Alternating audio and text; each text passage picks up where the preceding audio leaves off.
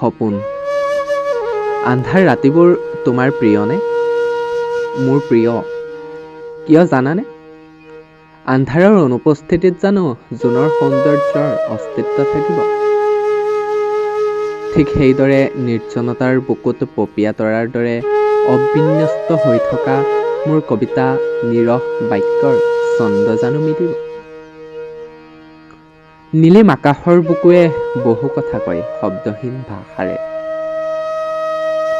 আৰু মই তাৰ পৰাই বিচাৰি পাওঁ একাজলি প্ৰেৰণা।